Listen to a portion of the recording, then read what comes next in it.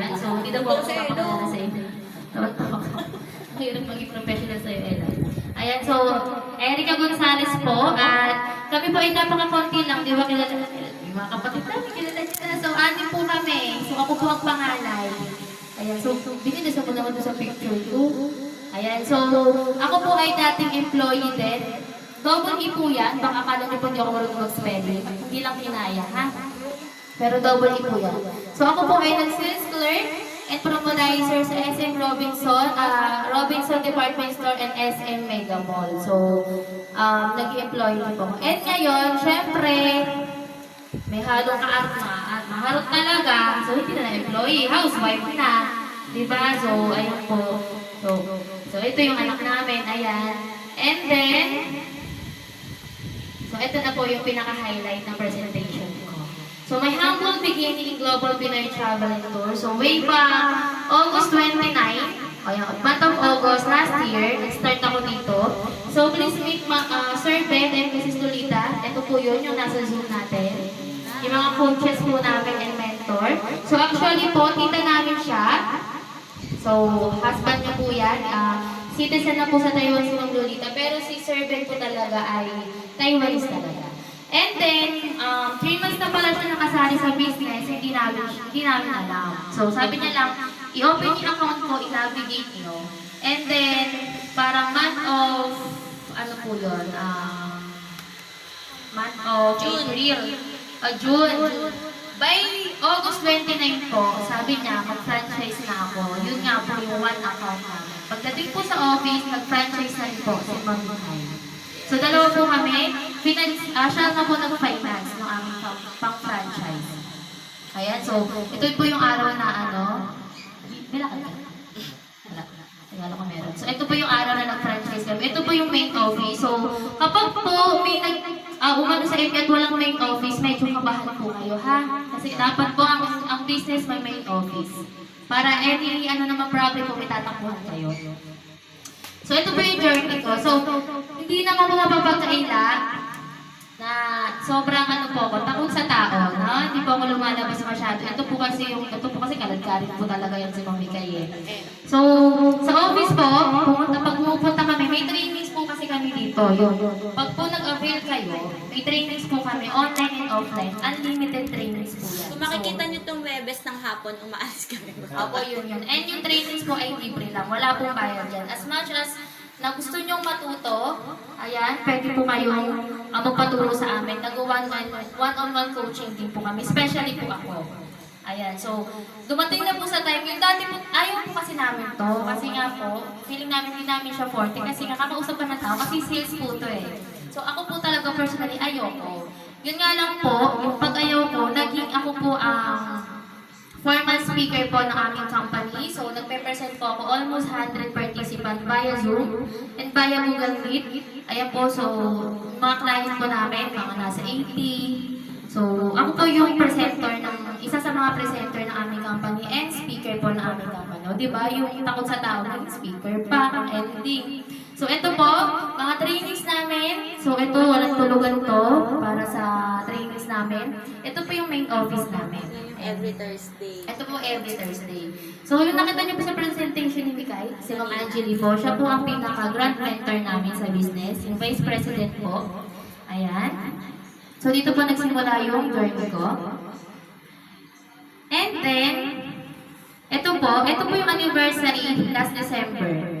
So, ito pong anniversary namin, kung nakikita niyo po, ito po yung president. Ito po yung may-ari, yung founder ng company na pinresent sa inyo ni Ma'am Mikay. So, noong una po hindi niya kami kilala. Ngayon po, pag nakita niya na kami, talagang kala po tropa na lang po namin siya.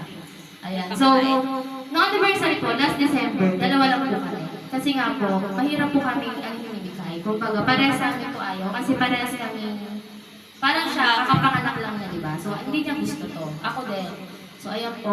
Noong June 6, last month, yung dating dalawa po, 5 po yung nandito, pero actually po, ang team ko po ay 10. 10 na po kami sa, team pa lang po namin, 10 na po kami. So, 8 na po yung mentor namin. Ayan, ito po yung iba. Ayan, so ito po yung grand mentor namin. So, nung nag-aral po, syempre, aralin mo, may trainings nga, nag-gets po namin yung business, and actually po, hindi na po ako tumatayo dyan sa kulungan ko na yan kasi po, nung nakaraan po, nung last time na nakapag-book ako ng ticket, 4,000 balikan, 2 packs lang po yun. Kasi nga 1,000 diba international. So, pag two-way, 2,000.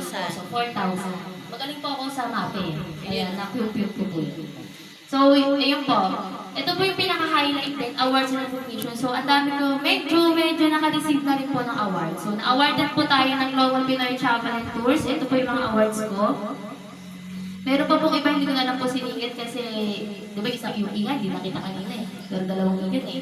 So, ito po, actually po, ang member po or franchisee po ng Global Pinoy ay less than 1,000. Or almost 1,000, di ba? Pero isa po tayo sa na-awardan sa buong member po ng Global Pinoy as achiever po or top earner. So, top earner po tayo sa buong Luzon. So, top 18 po ako sa buong Luzon po yan na member ng Global Pinoy. So, isa po ako sa na-awardan. Achiever po. Gold hitter. So, ito po yung mga awards ko. Ayan. So, baka inisip niyo po nagyayabang. So, piniflex ko lang po. Okay? Kasi po, hindi po nila akalaing magkakaganto ako kasi po hindi nga po ako makausap ng kanino. So, okay? So, ito na po. Last na po ito. Baka naiinit ko na yun. Nakita niyo na to. Alam ko, sanay po kayo sa mukha kong ganito na, diba? Aminin mo na, diba? Nakikita mo akong ganito yung mukha. So, actually po, si Global Pinoy ay may products. Example po nito. Yung products po na ito, baka po iniisip niya, alam ko na yan kasi may products. Ito po ay hindi po to sa pilitang binibenta. So kapag mag-avail kayo, bukod po sa system nyo, may libreng products po kayo. Kasi po, si Sir Manny po ay may-ari din ng Wealthy Lifestyle. Pwede nyo po i-search. So wellness and beauty product din yun. Ngayon, since hindi naman siya, kasi sabi po sa atin po talaga ito, ngayon nagawin po kayo, yung product is sa inyo lahat siya. Pwede personal use, pero kung business-minded tayo, benta natin. Pero bago ko po siya ibenta, ginamit ko. So, ito po yung mukha ko talaga. November. Actually, bago pa mag-November, ito na yung, ganito na po karami yung breakouts ko talaga. Talagang, pag umaalis ako nakamas, kasi nga, hindi ko siya nahihiya ako kasi tignan nyo po, parang tiga ako na tinubuan ng konting-konting mukha. Mga 2% ng mukha. Tapos 98% na tigyawan. Di ba? So, ito na po yung picture ko. Nung ano lang po to, Thursday. Tignan nyo po. Ayan, so ito po ay no filter to ha. Wala rin pong filter. Hindi rin po ako marunong mag-makeup. So, dahil lang po yung kay Gleam. So, gusto nyo po ba? Meron ako dyan. Ayan. Pasok! Ayan. So, syempre po, kami po ay almost a year na rin sa business. So, may mga resulta naman na din po. Medyo nag-earn na rin. And hindi naman po, not to brag ha, not to inspire din. But to inspire all of you, na yung motor po nung husband ko, diba, kung nakikita niyo po yung sa labas, talagang karag-karag na talaga. Kasi 7 years na po yun. So, nung kahapon po, pumunta kami sa motor trade kasi tumirik siya. So, pumunta kami sa motor trade, akala niya titingin lang kami. All hindi niya alam, binili ko po siya ng motor. So, yung nakita niyo pong motor sa labas ay cash po yan na binili ko. Akala niya po, nung sinabi ko na bibili kami, akala niya hulugan.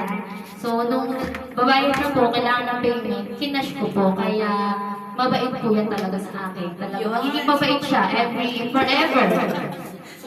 Magiging good boy po yan kasi wala na siyang hulugin per month, di ba? Mahuhulog lang siya kapag makulit siya. So, lahat po yan ay na ko dahil kay Global Pinoy, yung sa business po. Pero ito po, sasabihin ko sa inyo ha, ito po ay almost 1 year kong tinatrabaho. Tinatrabaho ko pa po ngayon. Pag po may nagsabi sa inyo na yayaman kayo dito talaga na walang gagawin, parang awa nyo na po, takbuhan nyo. Kasi wala pong business, kahit po anong business, wala pong yayaman ng isang ganun lang yayaman kayo. Kasi po kami, sleepless nights, so wala kaming tulog, umabot sa puyat na puyat kami, wala kaming tulog, mag-cater ng clients, ganito, para lang po ma-achieve yung mga medyo meron kami ngayon. So, kaya po kayo kapag po sinabi nila na sumali ka dito, ito wala kang gagawin, mayayaman ka talaga dito, tapos puro sabon, diba? So, Puro gamot? ayoko na lang po magsalita, pero wala pong ROI kasi yun. Walang return of investment yun. So dito, makikita niyo naman yung ano. Kasi wala tayong, kasi yung services po, di ba? Hindi nyo kailangan ibenta yan. Hindi nyo po kailangan ibenta yan. Mag-services po tayo. Kasi yung kikitain nyo po na yung 500, 1,000, sa inyo po lahat yun. So, hindi po yan sa atin. So, bago, saglit na lang po to. So, i-explain lang po ni Sir JD yung... Ako na daw. Ikaw na. Akala ko Mag-display din. Siya. Yung insurance lang po natin, tsaka bill. Saglit lang po to. Siguro mga 10 minutes na lang po yung insurance natin. And then... Ay, okay ka lang po? Okay. Tayo nyo magtabi kayo.